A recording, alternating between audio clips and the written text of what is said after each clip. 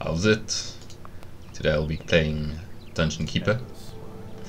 This is definitely one of my favorite games of all time. It's essentially you play as the bad guy and you're a dungeon lord, building your dungeon in a defensive manner to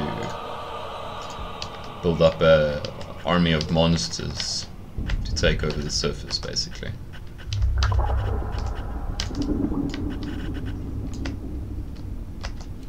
First off, you start with your treasure room.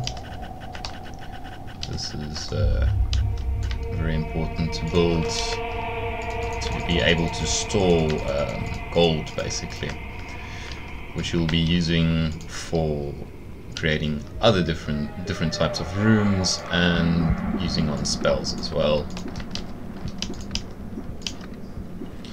So first off, you start with a bunch of imps. They are basically your backbone of the entire dungeon. They dig, they gather gold, they claim floor tiles, they can claim enemy rooms, they can do quite a lot of things.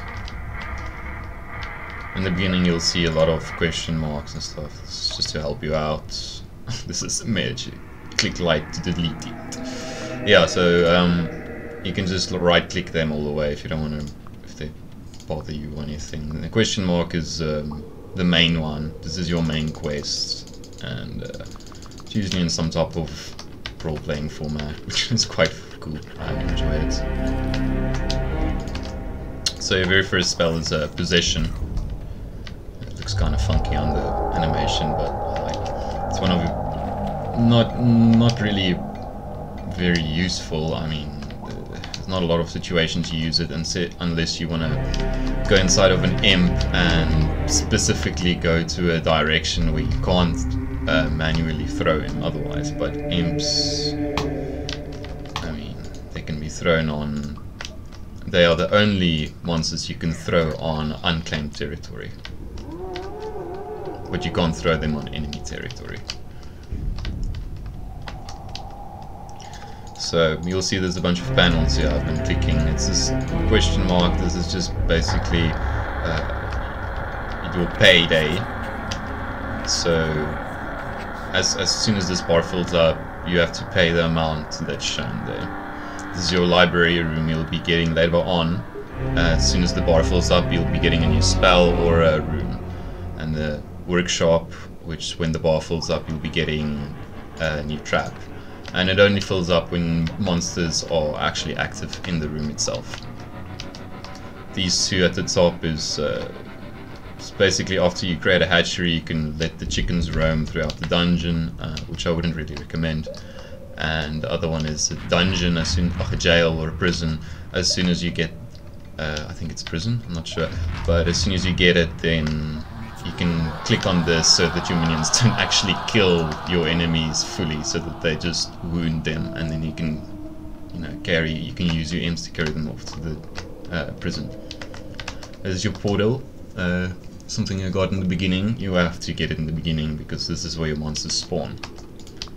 The first level will only be spawning a few more types of monsters, not really anything fancy or or that fascinating to be honest, but they'll do the job. Expanding this room.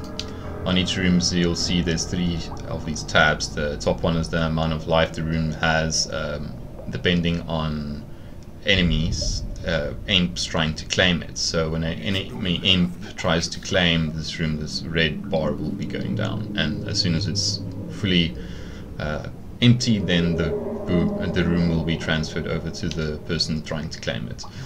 The next is a green bar. This is the capacity of your room. The more full it is, means the more full your room is, and when it's full, your room is full, basically. The white is essentially the security of the room, how much space there is. The less white there is, the more room there is for improvement, basically reinforcing walls and things like that. So the second room is there. This is very important for monsters to create their own little lair, which is quite neat. You'll see the fly creates a little fly nest, and when your monsters have been fighting or whatever, or damaged in some way, then they can come and rest to regain life. Also, if they don't have a lair, they become angry and they'll probably desert. And the same applies to your hatchery. Hatchery is also extremely important. It also attracts certain types of monsters and whatnot, but mostly you'll want to have it to feed your monsters, and if there's no food, your monsters will desert as well. Second spell you get is the imp spell. This is a very important spell as well. It creates more imps. The more imps you have, the more expensive it becomes. But imps are... you can never have too many imps. Just be careful not to spend all of your money, because you still have to pay your monsters at the end of the day. I'll be going on the offensive because I actually know this level. You can also see on the mini-map, or well, the map, I guess. I call it a mini-map, which is, it's not mini, but whatever. That different shades of red indicates that the room isn't fully finished, basically, and you can show on the zoom panel, which actually shows a little bit of what's going on and shows little monsters, where they're going, and your dungeon heart and whatnot. And you can just click here and then finish the room. So it's not extremely necessary always, but I like to keep everything sort of filled up.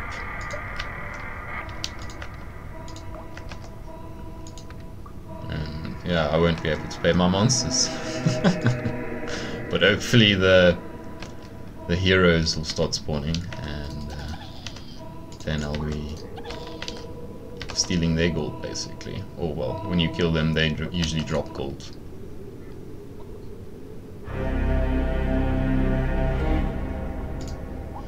So the rest of the tabs is basically just your rooms, spells, your traps, your monsters. These three at the top, the picture of a question mark, a prick, and the sword just means idling. These are the ones that are idling at the moment, or sleeping. And then when you throw them into combat, you'll see they're going to the sword, which means in combat. And the little brick means they're working. These imps are busy reinforcing walls and actually actively doing things.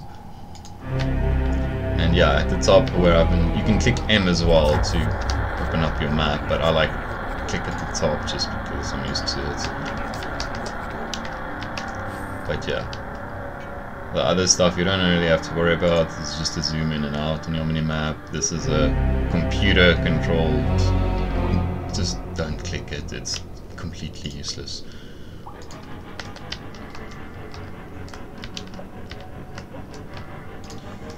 So yeah, almost finished.